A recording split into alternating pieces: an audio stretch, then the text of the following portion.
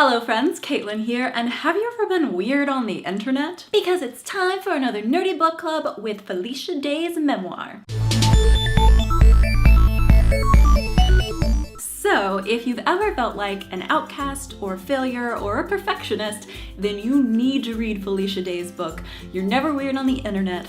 Almost. I've always kind of had a little bit of a disdain for celebrity memoirs because I felt like they're not writing this because they have a good story to tell, but because they want to make another avenue for money. But I actually accidentally have read several celebrity memoirs this year, and all of them have been really good with really great stories that needed to be told. So hey, for Felicia Day, I've always kind of considered her like a god of the YouTube world, but she's always been on the periphery of what I'm interested in online. Like, I know of her and I really respect her because she's a self-made woman and I want that. So I haven't watched The Guild or much of what she's done on YouTube other than Do You Want to Date My Avatar, which is how I was first introduced to her.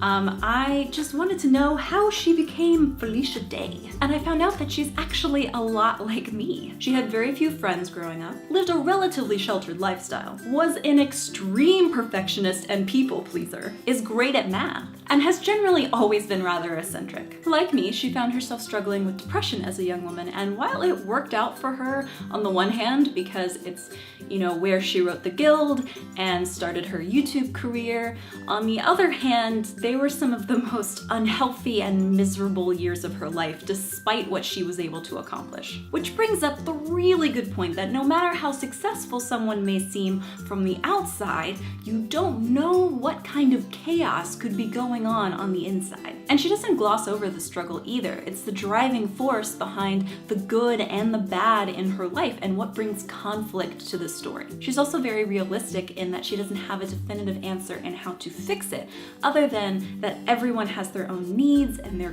quirks, and the best thing to do is to really listen to your body and figure out what your own self-care looks like. So basically, this memoir is a big thumbs up from me and iIMAGINeblank. I have got so many dog-eared pages in here, from inspiring quotes and things that it sounded like I was saying, so just thank you, Felicia Day, for being an inspiring person and writing this. There's also a chapter towards the end on Gamergate, and while I am not particularly an online gamer, I do play video games, but I can't exactly relate to what Felicia and other women who play online games have experienced. I can relate to what it's like to be a woman on the internet. And you guys have heard me say this before, but it sucks sometimes. I know what it's like to fear guys in real life because of something I read that guys have said on the internet. I have had plenty of people say some really nasty and terrible things to me and about me on the internet that I have had to scrub off my brain. She wrote that chapter knowing that it might be controversial,